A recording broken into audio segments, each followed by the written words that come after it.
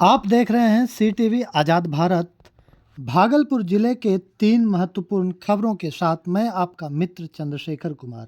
जिला संवाददाता भागलपुर जिले में सामाजिक कार्यकर्ताओं ने छेड़ा मुहिम, प्रेस कॉन्फ्रेंस कर दी जानकारी। साथ ही भागलपुर में सवारी वाहनों को रोककर चालक और लोगों को किया जागरूक। साथ ही लोगों के मदद के लिए आगे आने का किया आग्रह। साथ ही जीवन जागृति सोसाइटी भागलपुर के विषय में बताते हुए कहा कि आए दिन सड़क दुर्घटना में सहायता हेतु किसी यात्री का सामान आपकी गाड़ी में छूट जाए तो पुलिस या हमें मोबाइल नंबर पर संपर्क कर सकते हैं। जीवन जागृति सोसाइटी के सदस्य आवश्यक मदद हेतु सदा तत्पर रहेंगे।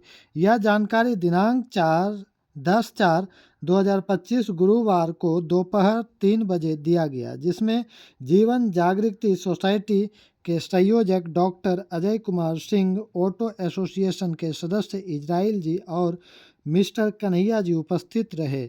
साथ ही जीवन जागृति सोसाइटी के सदस्यगण भी उपस्थित रहे, जिन्हें पुष्प गुच्छा दे सम्मानित भी किया। भागलपुर हम इसमें बहुत दिन जुड़े हुए हैं और हमने जो डॉक्टर साहब कर रहे हैं हम बहुत पहले से कर चुके हैं और थोड़ा इधर थोड़ा घबरा गया है। बहुत सा पेशेंट का हमने चिट्ठा हो या एक्सीडेंट हो हम बहुत मदद किए हैं और हमने रिकवरी करके दिया है। सामान छोड़ने में रिकवरी करके दिया है एक हफ्ता के बाद 10 दिन के बाद गाड़ी से अपने स्तर से। और इसलिए डॉक्टर साहब पहल कर रहे हैं अच्छी है और इसमें हम जहाँ तक होगा उनको ज़्यादा पहल करेंगे अपने स्तर से भी मैकिंग वगैरह साथ करके करेंगे और अच्छी चीज़ है।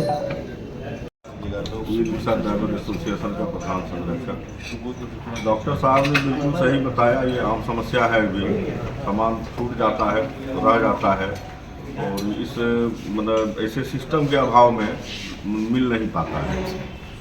तो ये बिल्कुल सही पहल है और एसोसिएशन की तरफ से मेरा सही रहेगा डॉक्टर साहब के लिए कि कहलगांव के लिए भी मदद मिलेगा। अभी हम लोग फर्स्ट पेज में हम लोग कहलगांव से शुरू करेंगे और इसमें अपील होगी कि कोई चाहे तो थाना में पहले पहुंचाए, वो कर सकता है। और यदि उसको कोई दिक्कत हो किस थाना में, नई थाना में यदि है तो हमारे संस्था में जो रेड क्रॉस स्थित सामने है उसमें पता दिया हुआ है। रेड क्रॉस रोड में रजिस्ट्री ऑफिस के सामने स्नेह न्यूबॉर्न चाइल्ड केयर सेंटर में हमारा ऑफिस है, वहाँ पर आके वो सामान पहुँचा सकता है। लोगों को कैसे जागरूक कीजिएगा सर? हम लोग हर टेम्पू में करेंगे, ये हम लोग बजाबते एकाध महीना का कार्यक्रम चलाएंगे और हर टोटो में सड़क सुरक्षा संबंधी और ये सामान छूटने संबंधी ये स्टिकर होगा और कम से कम 80% भी कवर कर देंगे तो लोगों को ये जानकारी हो जाएगी कि ये संस्था सामान छूटने के लिए ये कटिबद्ध है, उसको पहुंचाने के लिए कटिबद्ध है। तो लोग खुद ब खुद जान जाएंगे और इसमें लोगों को काफ़ी राहत मिलेगी। Thank you sir. कार्यक्रम है वह है मूलभूत समस्या लोगों की है कि लोग भागलपुर आते हैं कई कामों से, कोर्ट कचहरी, डॉक्टर से दिखाने, और उसका सामान कहीं छूट जाता है, किसी टेम्पो में छूट जाता है। चूँकि मैं एक चिकित्सक हूँ, मैं देखता हूँ खुद कि वो लेके आ रहा है अपना सामान, कोई झोला, और उसमें से एक जो है गाड़ी में छूट गया। उसको इम्पॉर्टेंट पेपर्स होते हैं, जांच का रिपोर्ट होता है जिसपे काफ़ी पैसे खर्च होते हैं और वो दिखाना भी बहुत ज़रूरी होती है। उसी तरह से कोर्ट कचहरी और अन्य मुद्दों के भी कागजात होते हैं जो छूट जाते हैं। या जो छूट जाता है वो किसी टेम्पो वाले, किसी ऑटो वाले, किसी गाड़ी वाले के कोई काम का नहीं होता है। और बहुत लोग इतने ईमानदार होते हैं कि उसमें गहने जेवर भी हों तो वो लौटाने के लिए आतुर रहते हैं, लेकिन वो डर लगता है कि कहाँ लौटाएं, वो थाना जाएं कि नहीं जाएं, इस पेशोपेश में रहता है। और कागज़ तो उसका कोई काम का नहीं है, लेकिन किसको लौटाए।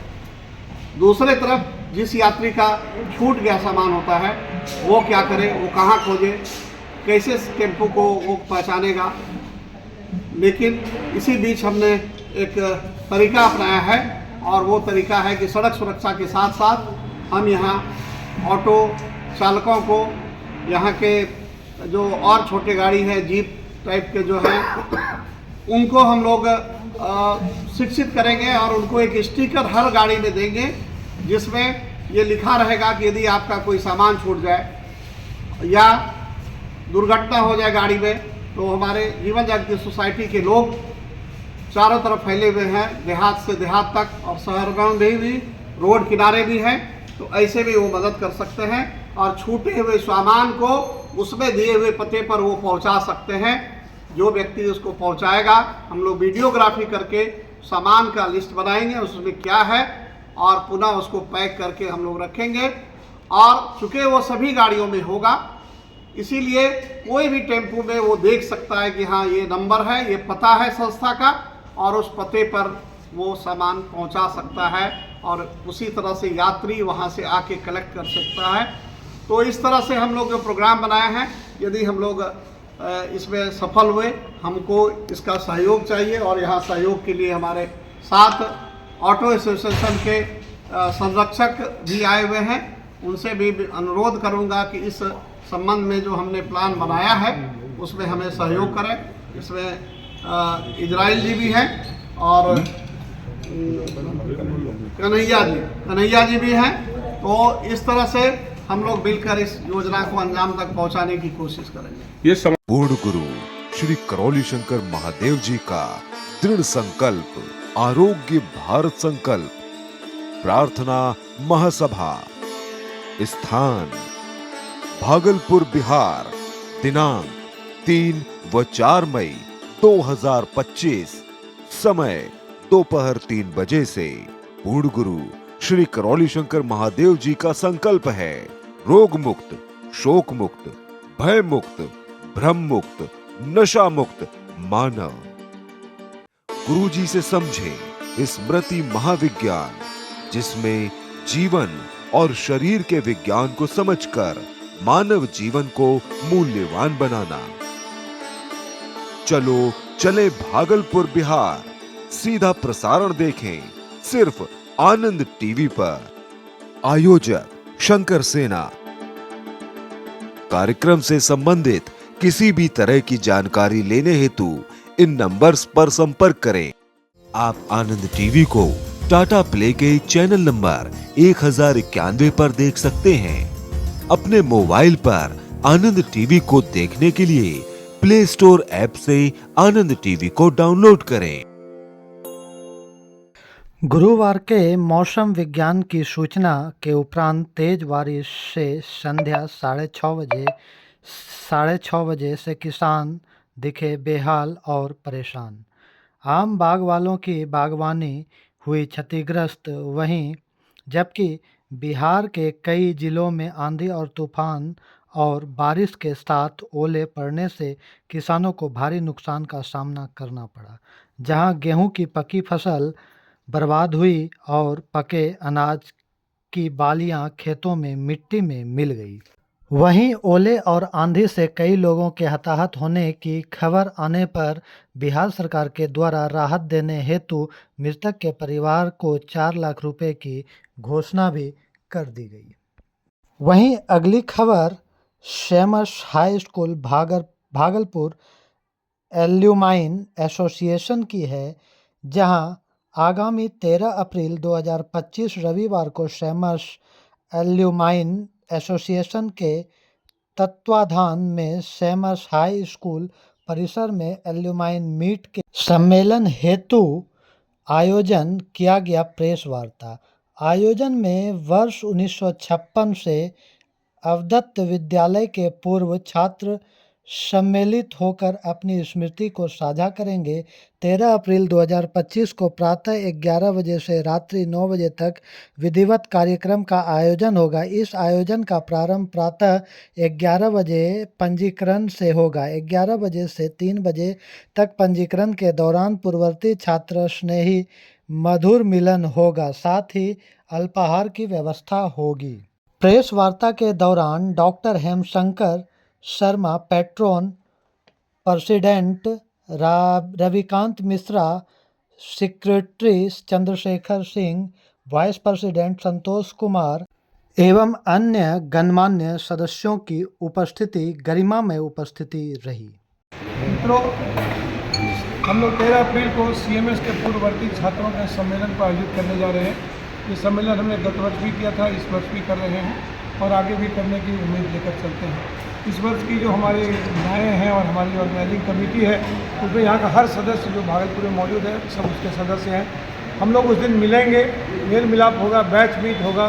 जो 1954 से लेकर आज तक के जितने बैच के लोग अभी तक हमें मिल सके हैं, सबके बैच वाइज हम लोग मीट करेंगे, यहाँ पर मिलेंगे।